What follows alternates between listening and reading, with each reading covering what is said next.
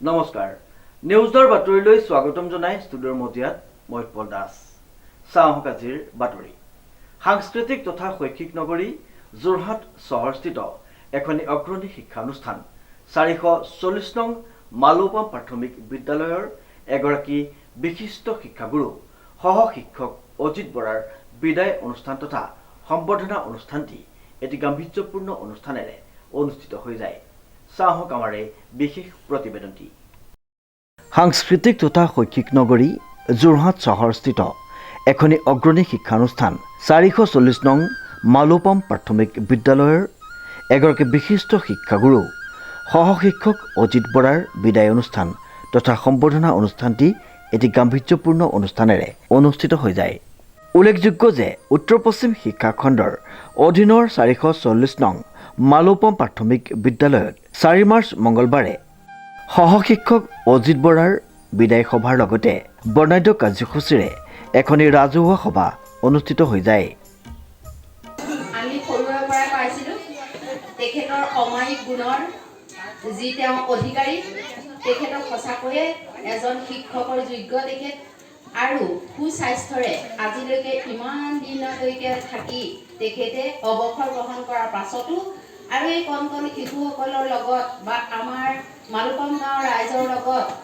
ইমান সহযোগিতাৰে থাকি আমাক দিহা পৰামৰ্শ আগবঢ়াইছে আৰু এই কণ কণ শিশুসকলৰ ভৱিষ্যত গঢ়াৰ যি সপোন তেখেতে আমাক দিলে তেখেতৰ এই শিক্ষা অধিকাৰ তেখেতে যি সাব্যস্ত কৰিলে তাৰ বাবে মই তেখেতক শতকোটিবাৰ প্ৰণাম জনাইছোঁ তেখেতৰ চৰণত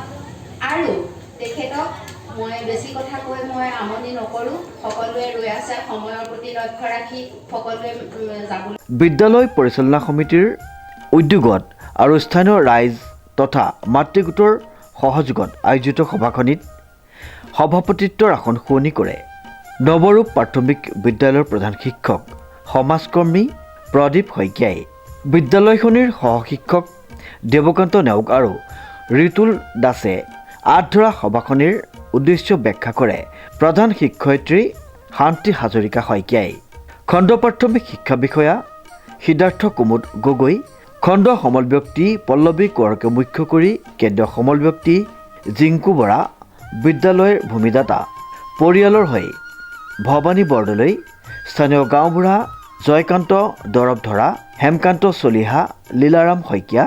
নিকুঞ্জ বৰদলৈ বিদ্যুৎ চলিহা মালৌপথাৰ সাহিত্য চৰ্চা মঞ্চৰ প্ৰধান সম্পাদক বিশিষ্ট শিক্ষক জয়ন্ত মাধৱ শইকীয়া নীলিমা দৰৱধৰা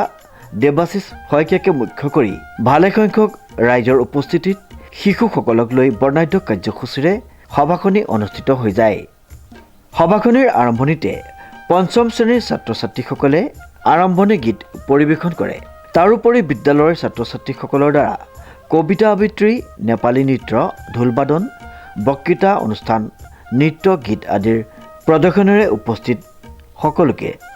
আপ্লুত কৰি তোলে যেহেতু বছৰেকীয়া পৰীক্ষা শেষ পৰীক্ষা তাৰমানে সেইকাৰণে আমি ছাত্ৰ ছাত্ৰীসকলক তথা অভিভাৱকসকলক অনুৰোধ জনাইছোঁ যাতে ছাত্ৰ ছাত্ৰীৰ প্ৰতি গুৰুত্ব দিব আৰু বাকী অনাগত দিনত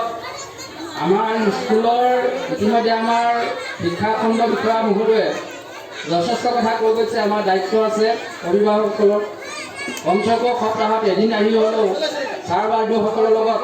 আলোচনা কৰি কিধৰণে আমাৰ ছাত্ৰ ছাত্ৰীসকলক আগুৱাই নিব লাগিব এই কথাখিনি আলোচনা কৰাটো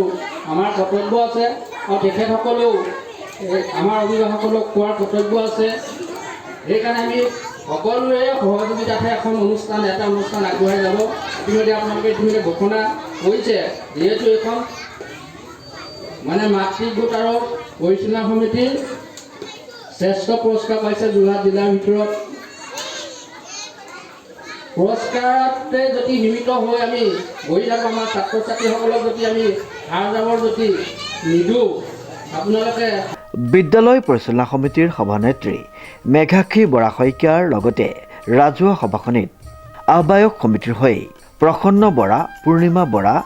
নীলিমা দৰৱধৰা পূৰ্ণিমা গগৈ ইলাপ্ৰভা বৰাকে মুখ্য কৰি ভালেসংখ্যক শুভাকাংক্ষী ৰাইজ উপস্থিত থাকি সভাখনি সাফল্যমণ্ডিত